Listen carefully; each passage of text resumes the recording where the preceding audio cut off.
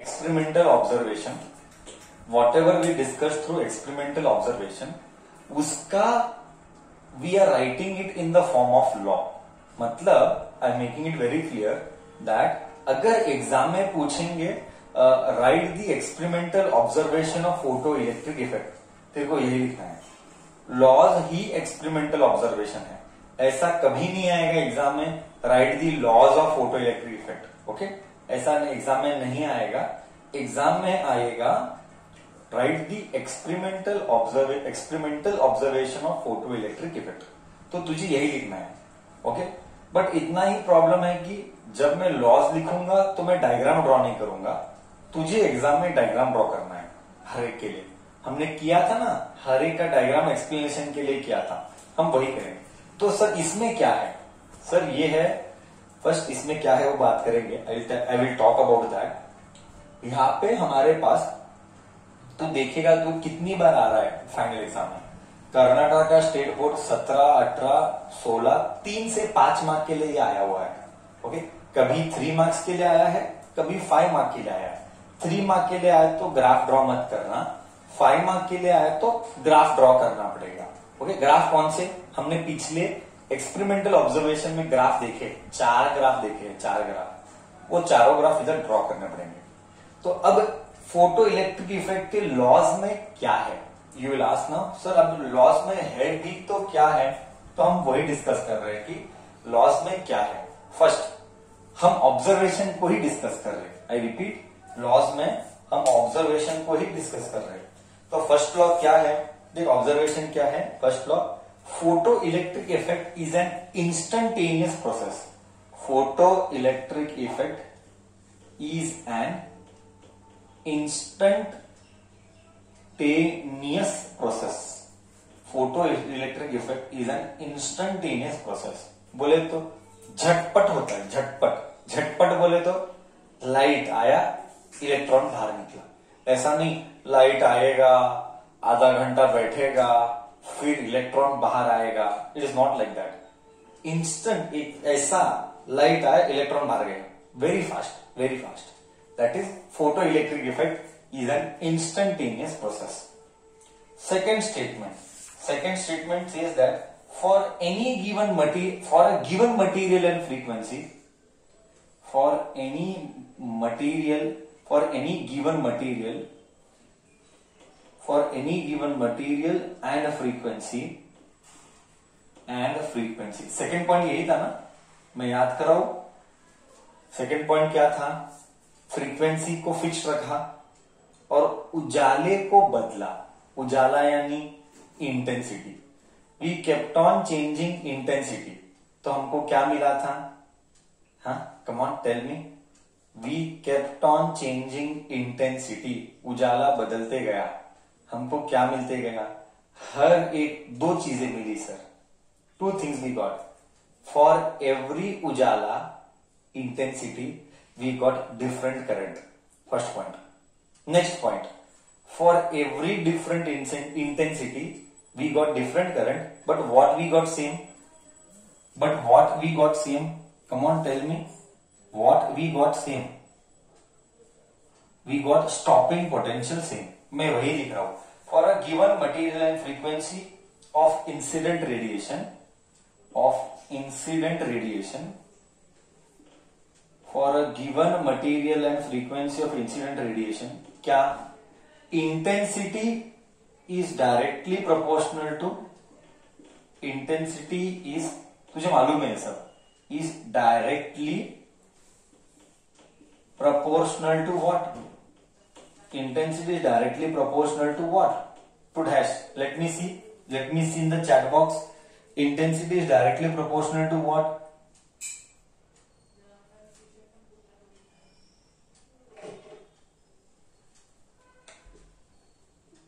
Photo electric current.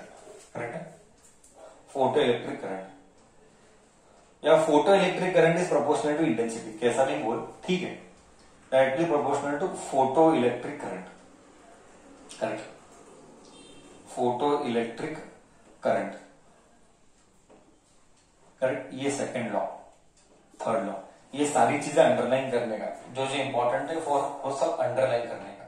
और एक concept पढ़ा था, वो क्या था? For a given photo sensitive material, threshold का पढ़ा था ना, थ्रेशोल्ड का पढ़ा था, थ्रेशोल्ड का पढ़ा था ना। For a given photo sensitive material, for a given photosensitive material, for a given photosensitive material, there exists a minimum frequency. There exists a minimum frequency. Correct है ना? There exists a minimum frequency. क्या? For a given photosensitive material. मतलब for a given material, there exists a minimum frequency called as come on, tell me in the chat box, come on, called as what? Called as threshold, called as threshold frequency, called as threshold frequency, below which, इसके नीचे, below which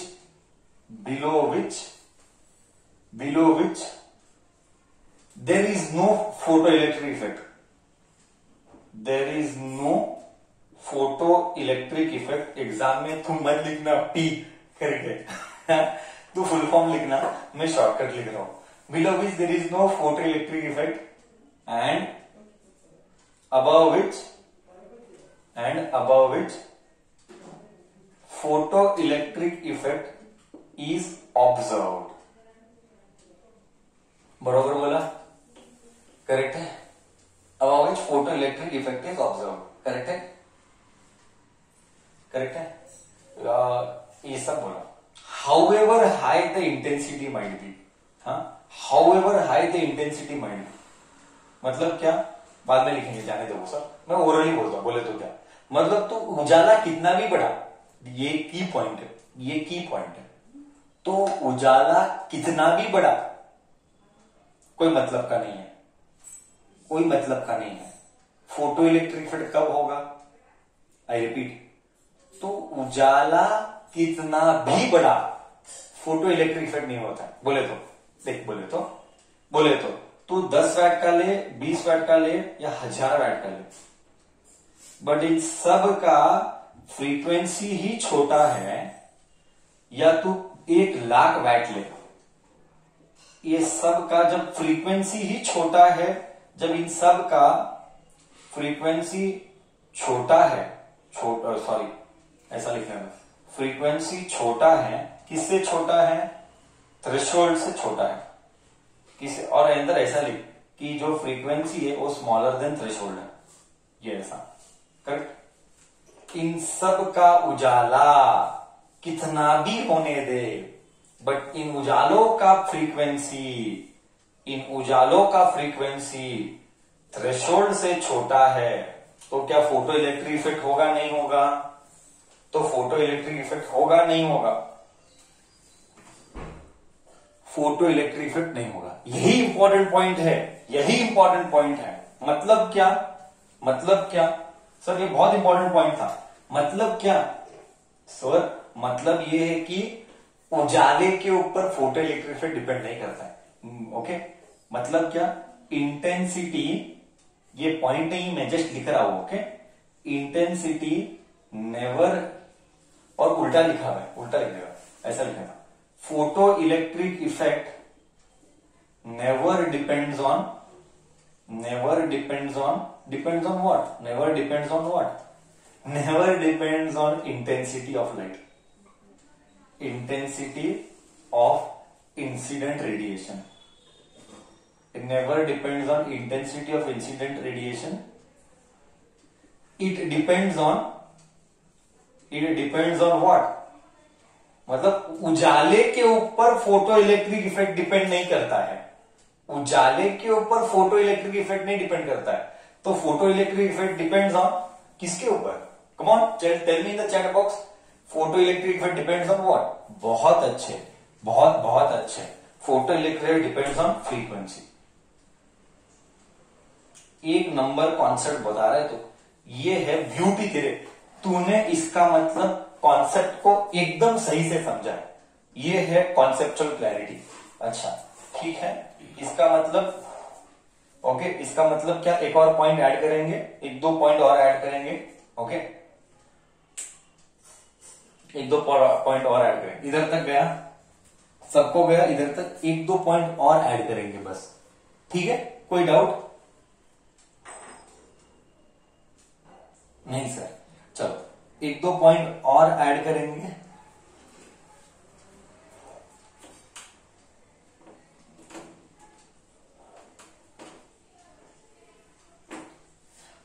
हाँ, ये चौथा था, चल चौथा डाल दे, कोई फर्क नहीं पड़ता। पांचवा, सर पांचवा डालेंगे, पांचवा डालेंगे कि स्टॉपिंग पोटेंशियल के बारे में।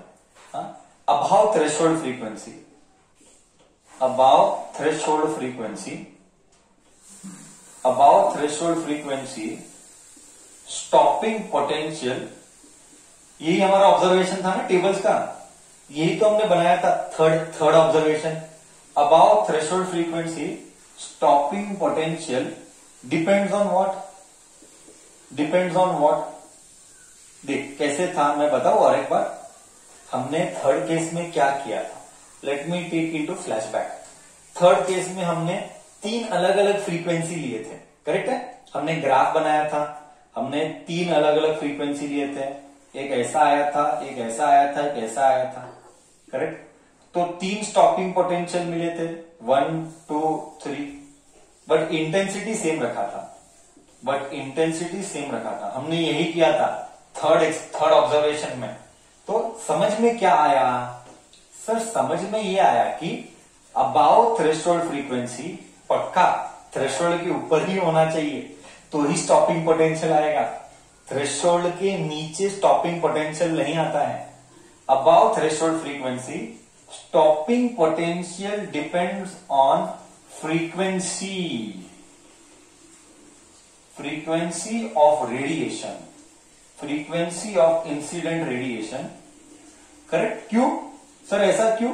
मैं बताता हूं ऐसा क्यों। ग्राफ अभी जस्ट ड्रॉ किया, अगर फ्रीक्वेंसी अलग था तो स्टॉपिंग पोटेंशियल भी अलग था।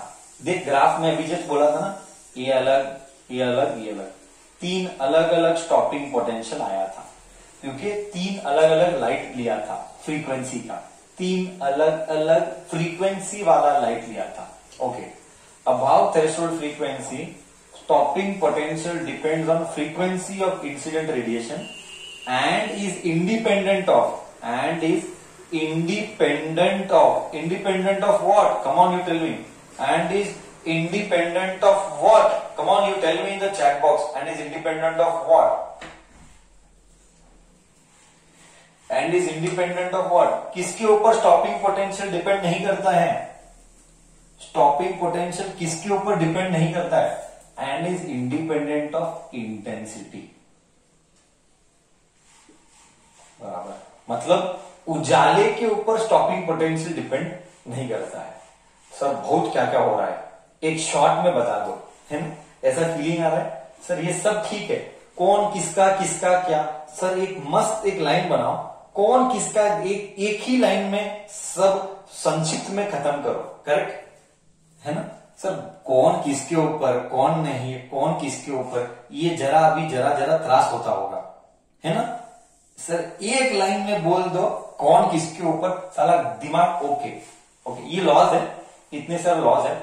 एक लॉजिक, सिंपल लॉजिक बताओ सर क्या है, हमको हेडेक नको है।